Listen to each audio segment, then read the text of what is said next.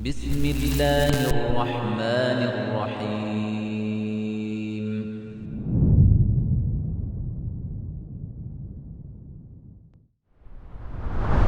Donc maintenant, des gens vont dire qu'ils ont du mal à appliquer les choses obligatoires.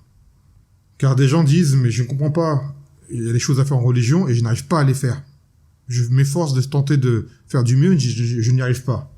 On dit, et là ce genre de parole ne vient que des gens qui sont dans des pays comme la France.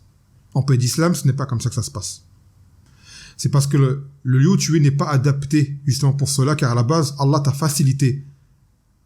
Comme on dit, on l'a dit dans le ders, que Allah met des causes pour te faciliter ta pratique religieuse. Et parmi celles-ci, que tu restes dans un lieu où tu peux le faire justement. C'est en désobéissant à Allah Azawajal que les choses deviennent difficiles.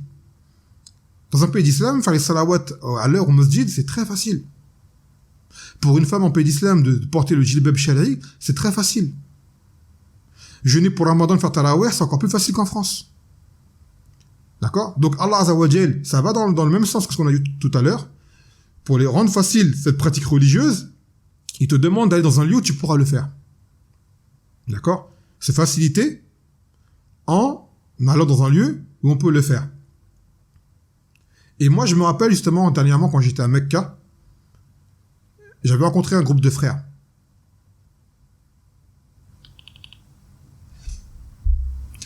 J'avais rencontré un groupe de frères qui étaient, on va dire, débutants en religion. Vraiment. Ils viennent de loin. Des petits jeunes de banlieue. Vous savez un peu l'ambiance. J'avais une nasiha, tout ça, et ils disaient, subhanallah. Là, ils étaient à Mecca et ils disaient, je me sens tellement bien, et ça me paraît tellement facile d'aller au masjid faire mes salawats en groupe. C'est incroyable. J'ai jamais ressenti ça en France. Je lui dis oui.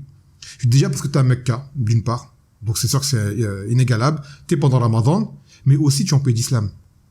Ce que tu fais là, eh ben, lui-même il dit c'est trop facile. Dans le sens où ça me paraît pas lourd comme c'était en France. D'accord? Cette légèreté, elle a trouvé. Toute personne qui est partie faire le Hajj ou la Umrah ou quoi, ils ont vu la différence. Tous les frères qui vont au pays d'islam, ils se rendent compte de la différence. Mais seulement c'est quand ils partent avec une niyyah de Père Allah Azawajal. J'en connaissais également quand j'étais en France, quand on m'encourageait de partir. Quand ils allaient dans leur bled petit, ils aimaient pas ça. Ils voyaient que les défauts du pays, le comportement des gens et autres. Ça c'est à l'époque où c'était loin, peut-être même pas dans la salat. Et un jour, alhamdoulilah, ils ont fait tauba, ils sont mis droit. Il y en a un en particulier, il a décidé de partir dans son pays en Algérie. Il est retourné là-bas, il a dit, wallah, ça n'a rien à voir, ma vision du pays, elle a changé. Je vois plus les choses comme avant. Pourquoi? Parce que maintenant, il est parti pour Allah et son messager. Donc de là, il a dit, c'est magnifique. Les gens, je les vois trop gentils avec moi, je vois que c'est trop facile pour la religion, ça n'a rien à voir. Pourquoi? Parce que Allah Azawajal lui a changé la vision des choses, car là, il est parti pour une autre raison. Il est parti pour une raison qui est bonne. Contrairement à petit, il allait pour les vacances, et pour jouer, peut-être pour aller, je sais pas moi, frimer devant les gars du bled avec les baskets qu'ils avaient, avec l'argent qu'ils avaient, les vêtements qu'ils avaient, Allah alam. Mais là, quand tu vas pour Allah et son messager, la chose, elle devient différente. Et les facilités. Donc ça revient au hadith que la religion, elle est facile.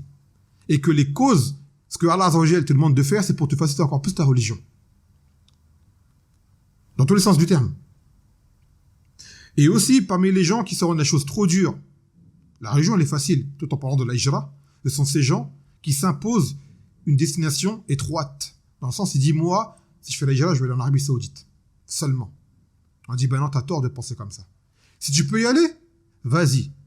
Mais tu ne peux pas y aller. Tu ne partiras pas. Allah ne t'a pas imposé d'aller en Arabie Saoudite seulement.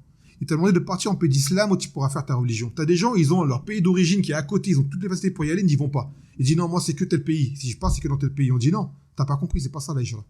Et là, en faisant cela, justement, tu te rends la chose difficile. Tu rentres dans le hadith.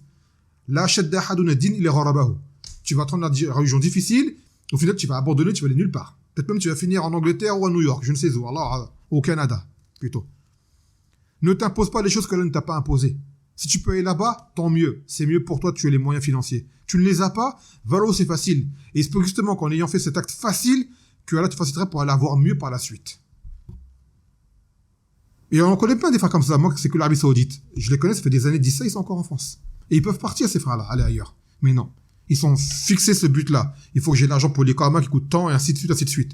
On dit, ça fait des années que tu dis ça, t'es où maintenant? Nulle part. Voilà. Tes frères sont partis déjà dans leur pays d'origine, facilement. Algérie, Maroc, Mali, je ne sais où. Ils sont là-bas, ils tiennent, alhamdoulilah, comme ils peuvent. Toi, t'es encore là, avec l'Arabie Saoudite en tête, dans un rêve, et t'as pas bougé. T'as pas bougé. Pourquoi? Parce que tu t'es imposé une chose qui n'est pas de la religion. Tu t'es imposé un lieu qui n'est pas à ta portée actuellement là, et que Allah ne t'a pas imposé de choisir. Donc ça ramène à quoi? Parce qu'au final, tu as abandonné, tu ne pars plus. Tu pars 5 ans, 6 ans, 7 ans, 8 ans, au final, tu es encore en France. Voilà, donc, que les frères et les sœurs se facilitent. Choisissez ce qui est à votre portée. Et que par la suite, vous serez facilité. Ne te dis pas, c'est nul là-bas, il n'y a rien. Non. Prends un pays où il y a un minimum de sécurité, où tu verras un minimum de gens que tu connais, bien sûr. C'est pas un pays où tu vas, il y a personne avec des mots, tu dire, ah oui, là, ça, tu vas pas tenir. C'est sûr. Où il y a au moins un petit groupe de gens que tu connais, un minimum. D'accord? Un lieu qui est facile, tu as les moyens de pouvoir partir. Et facilite-toi. Et tu verras qu'Allah mettra la baraka par la suite.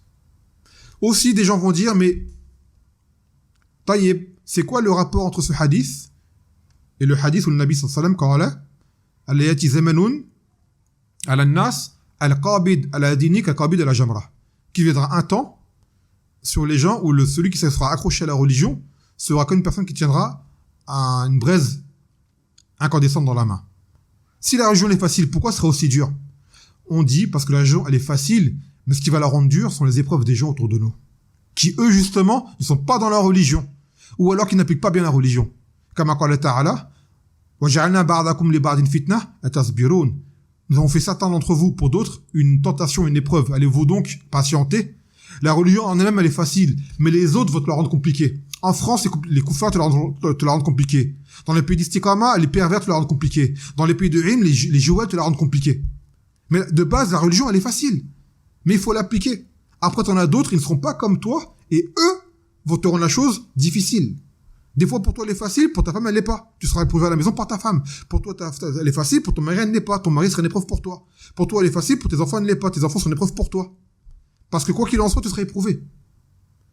Là, on parle de la religion, ses règles, ses rites, obligations et autres. À côté de ça, il y a des choses que tu vas forcément subir. Mais ces choses-là ne vont pas t'empêcher de faire ta salat. Elles vont pas t'empêcher de faire ton siyam. D'accord? Elles vont juste t'empêcher d'avoir une certaine saveur dans le goût de la dunya. Ça va être ça. En réalité. Mais religieusement parlant, ton rapport entre toi et Allah Azawajal, il sera pas perturbé par ces gens-là. Au contraire, peut-être même ces épreuves-là vont te forcer à faire plus d'efforts et vont te rendre meilleur.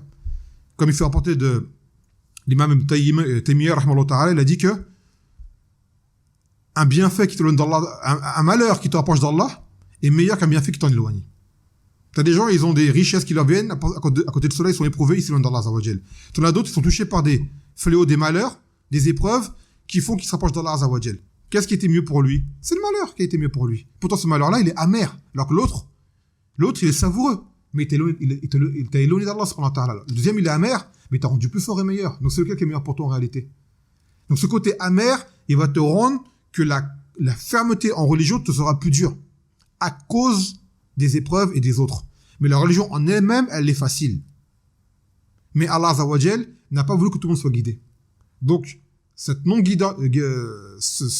absence de guidée pour les autres sera une épreuve pour toi. Sache-le. Non.